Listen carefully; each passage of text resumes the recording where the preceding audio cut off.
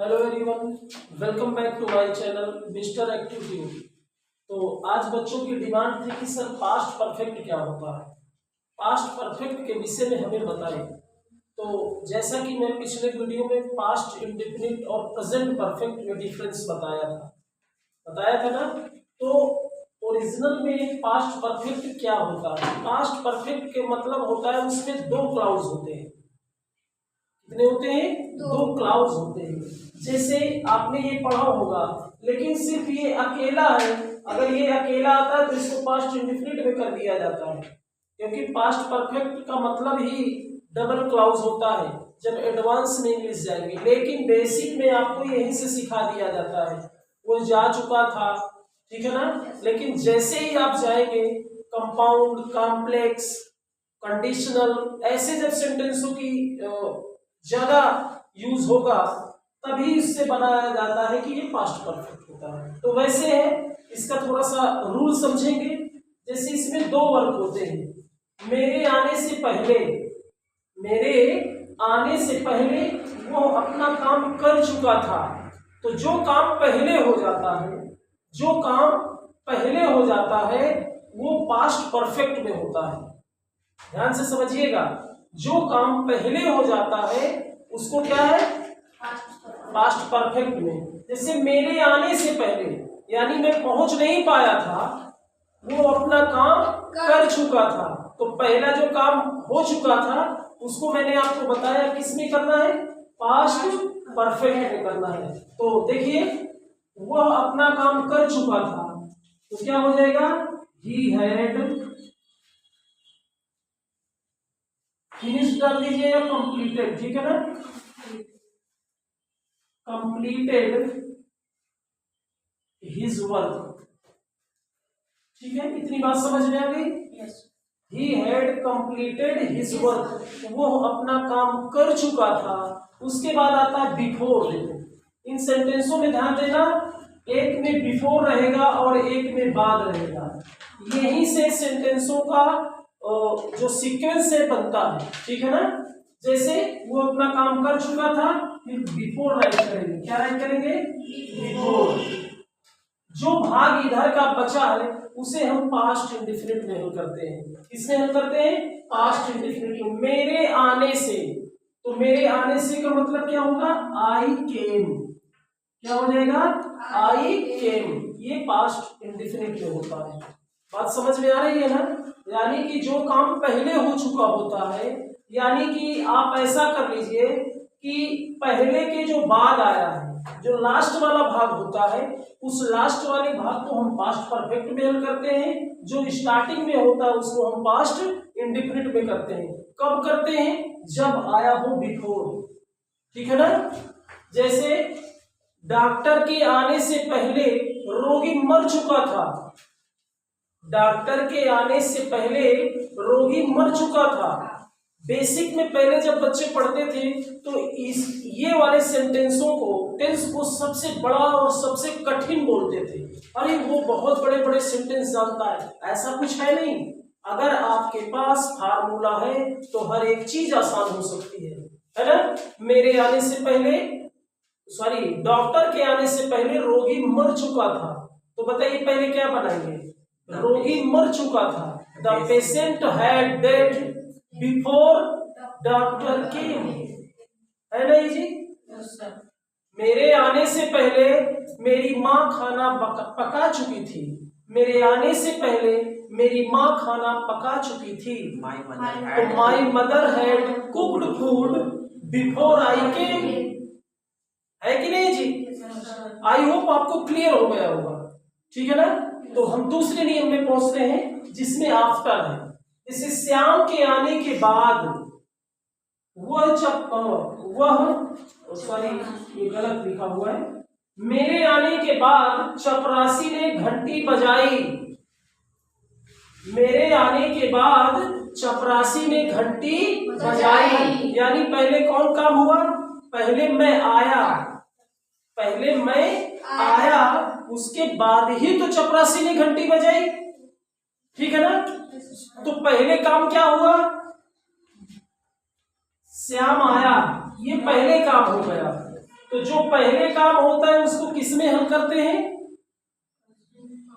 Past perfect में हल करते हैं, और जो बाद में होता है उसे पास्ट इंडेफिनिट में करते हैं। तो बस थोड़ा सा सोचने की बात है, ठीक है ना। इसमें आपको सेंस अपना दिमाग लगाना पड़ेगा कि काम कौन पहले हुआ है। बताइए, पहले श्याम आया है कि पहले चपरासी ने घंटी बजा दिया था? पहले श्याम आया है, उसके बाद चपरासी ने घंटी बजाई। तो जो काम पहले हो गया है, चपरासी ने काम, जो पहले काम क्या हुआ, चपरासी ने घंटी बजाई, ठीक है ना। तो इसको किसमें करेंगे? पास्ट इंडेफिनिट में, ठीक है ना। तो क्या होगा? द प्यून रैंग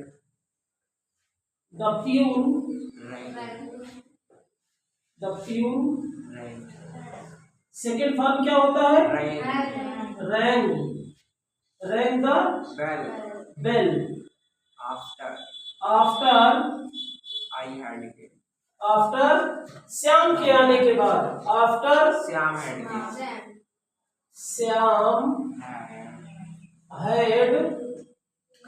कम, ठीक है ना। श्याम के आने के बाद चपरासी ने घंटी बजाई, तो द प्यून रैंग, ठीक है ना। ध्यान देना, पास्ट इंडेफिनिट में V2 लगता है, सिंपल में वर्ब का सेकंड फॉर्म लगता है, इसे ना भूलें। The peon rang the bell after Shyam had come. तो बात समझ में आ रही है ना। यानी मेरे आने के बाद उसने अपना काम किया था। मेरे आने के बाद उसने अपना काम किया था, तो उसने अपना काम किया था, क्या होगा? He completed his work after, मेरे आने के बाद, after I had come, ठीक है ना, after I had come। तो आपको ये दोनों टाइप समझ में आ गए ना। ध्यान बस ये देना है बेटा कि जो ये बिफोर वाला है, तो बिफोर में जो हल होगा वो पहले पास्ट परफेक्ट में होगा, ठीक है ना। जो काम पहले होता है उसे पास्ट परफेक्ट में करते हैं, और जो काम बाद में होता है उसे पास्ट इंडेफिनिट में करते हैं। जैसे पहले काम ये हुआ है, ठीक है ना, वो अपना काम कर चुका था, तो देखो मैंने पास्ट परफेक्ट में बना दिया, ठीक है। इसमें पहले कौन काम हुआ है? पहले श्याम आ गया, उसके बाद घंटी बजी, तो पहले काम क्या हुआ? श्याम का आना पहले हुआ है। तो जब पहले काम क्या हुआ? श्याम का आना, तो मैंने देखो श्याम के आने में मैंने पास्ट परफेक्ट यूज किया, ठीक है ना। बस इस चीज को आप ध्यान दे लेंगे और 10-20 आप इसकी प्रैक्टिस कर लेंगे, तो आई होप आपका ये बिल्कुल फिनिश हो जाएगा, ठीक है ना। कंडीशनल में हो या किसी टाइप से में हो, आपको इंग्लिश के अकॉर्डिंग अगर सीखना है तो इसी टाइप से सीखना है, ठीक है ना। अगर आप इसको समय देंगे तो ये आपको समय देगा, इसके लिए परेशान होंगे तभी ये आपको समय देगा। जब आप कोई काम नहीं करेंगे किसी के लिए ना, तो वो क्यों आपके पास आएगा? बात समझ रहे हैं ना। अगर आप मेरे पास सीखने आते हैं तो ऐसा नहीं है कि मैं आपको कुछ ना दूं, मैं आपको देने के लिए काम करूंगा कि नहीं, मेरे यहाँ पर डे ये बच्चे आएंगे तो मुझको इनको कुछ देना है। अगर मैं कुछ नहीं दिया तो आप मेरे पास आना बंद कर देंगे। ये मेरे ही साथ नहीं, इस दुनिया में हर व्यक्ति के साथ होता है। जो व्यक्ति जाता है तो वो कुछ लेने ही जाता है, जरूरी नहीं कि पैसा लेने जाता है। जैसे मैं बाजार जाता हूँ सब्जी लेने, ठीक है ना। अगर मुझे बाजार में सब्जी ना मिले, कि इस बाजार में सब्जी नहीं मिलती है, तो मेरे जाने का कोई फायदा है? मैं नहीं जाऊंगा, मैं वहीं जाऊंगा जहां पर वेजिटेबल मिलेगी, ठीक है ना। तो वैसे सब डिपेंड होते हैं। बच्चे वहीं आना चाहते हैं जहां उनको उनके समझ के अकॉर्डिंग वो चीज मिलती है, ठीक है ना। पढ़ाने के लिए टीचर्स बहुत है कि नहीं है? लेकिन किस टीचर की टोन्स बच्चे के दिमाग में फिट हो जाए, ये बड़ी बात होती है। समझिए, देखिए, किसी भी चीज को रटिए नहीं, उसको समझने का प्रयास करिए, आखिरकार इसका फंडा है क्या। और जिस दिन आप समझ गए, बात समझ गए ना, फिर आपके दिमाग से वो कभी नहीं जाएगा।